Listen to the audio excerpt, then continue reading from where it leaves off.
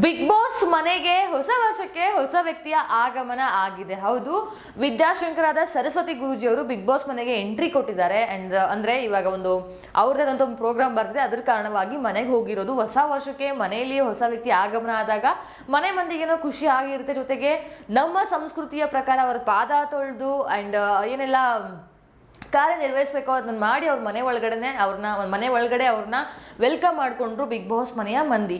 And ಅದಾದ್ಮೇಲೆ ಮನೆ ಮಂದಿಗೆ ಕಾದಿತ್ತು ಒಂದು ಶಾಕ್. ಕೆಲವೊಬ್ಬರಿಗೆ ಖುಷಿ ವಿಚಾರ. ಯಾಕೆಂದ್ರೆ ಸ್ವಾಮೀಜಿ ಅವರು ಅವ್ರವ್ರಿಗೆ ಜೀವನದಲ್ಲಿ ಏನೆಲ್ಲ ಆಗ್ತಾ ಇದೆ ಅಥವಾ ಏನೆಲ್ಲ ಆಗಬಹುದು ಅನ್ನೋದ್ರ ಮುನ್ಸೂಚನೆಯನ್ನ ಕೊಡ್ತಾ ಇದ್ರು. ನಮ್ರತಾ ಅವ್ರಿಗೆ ನಿಮ್ಮ ಜೀವನದಲ್ಲಿ ಹೊಸ ಬೆಳಕು ಮತ್ತೆ ಹೊಸ ವ್ಯಕ್ತಿಯ ಆಗಮನ ಆಗ್ಲಿದೆ ಅಂದಾಗ ನಮ್ರತಾ ಅವರ ಮುಖದಲ್ಲಿ ಒಂದು ಮಂದಹಾಸ ಇತ್ತು. ಅಂದ್ರೆ ಐ ಥಿಂಕ್ ಅವರ ಒಂದು ಮದುವೆ ಜೀವನದ ಬಗ್ಗೆ ಹೇಳಿದ್ದಾರೆ ಅಂತೇನೋ ಅನಿಸ್ತಾ ಇದೆ. ಅಂಡ್ ವರ್ತೂರ್ ಸಂತೋಷ್ ಅವ್ರಿಗೂ ಸಹ ಒಂದು ಮಾತು ಹೇಳಿದ್ರು. ಏನಪ್ಪಾ ಅಂದ್ರೆ, ನೀವು ಕಾಲಲ್ಲಿ ಹಾಕ್ಸ್ಕೋಬಾರ್ದ ಜಾಗದಲ್ಲಿ ಒಂದು ಟ್ಯಾಟೂನ್ನ ಹಾಕ್ಸಿದ್ದೀರಾ, ಅಂದ್ರೆ ಒಂದು ಹಚ್ಚೆಯನ್ನ ಹಾಕ್ಸಿದ್ದೀರಾ. ಅದು ಹಾಕಿಸ್ಕೊಂಡ್ ಬಂದಾಗಿಂದ ನಿಮ್ ಜೀವನದಲ್ಲಿ ಈ ರೀತಿಯ ಏರುಪೇರುಗಳು ಅಥವಾ ಕಷ್ಟಗಳು ಬರ್ತಾ ಇದೆ ಅಂತಾನು ಹೇಳಿದಕ್ಕೆ ವರ್ತೂರ್ ಸಂತೋಷ್ ಅವರು ಹೌದು ಅಂತಾನು ಹೇಳಿದ್ರು. ಸೊ ನಿಮ್ಗೇನ್ ಅನ್ಸುತ್ತೆ ಅವರ ಮಾತು ನಿಜಾನಾ ಅಂತ? ಅಂಡ್ ನಾವು ನಂಬಿಕೆಯ ಮೇಲೆ ಇರುತ್ತೆ. ನಾವು ನಂಬಿದ್ರೆ ಎಲ್ಲಾನು ದೇವ್ರು ಇದ್ದಾನೆ ಅಂತ ಹೇಗೆ ನಾವು ನಂಬ್ತೀವೋ ಹಾಗೆ ಕೆಲವೊಂದಿಷ್ಟು ವಿಚಾರಗಳು ಸತ್ಯತೆನ ಅರ್ಥ ನಂಬಿದ್ರೆ ಎಲ್ಲಾನು ಇದೆ ಅಂತಾನೆ ಅರ್ಥ.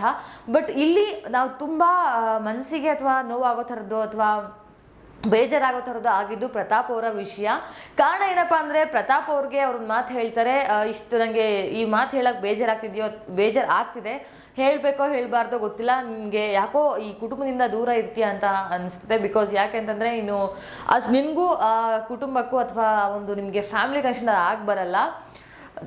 ಫ್ಯಾಮಿಲಿಯಿಂದ ದೂರ ಇದ್ದು ಧೂಪ ಹಾಕ್ತೀಯೋ ಹತ್ರ ಹೋಗಿ ಹೇಸಿಗೆ ಆಗ್ತೀಯೋ ಅಂತ ಸರಸ್ವತಿ ಗುರೂಜಿ ಅವರು ಹೇಳಿದ್ರು. ತುಂಬಾ ಕಣ್ಣೀರಿಡ್ತಾ ಇದ್ದಾರೆ ಪ್ರತಾಪ್ ಅವರು.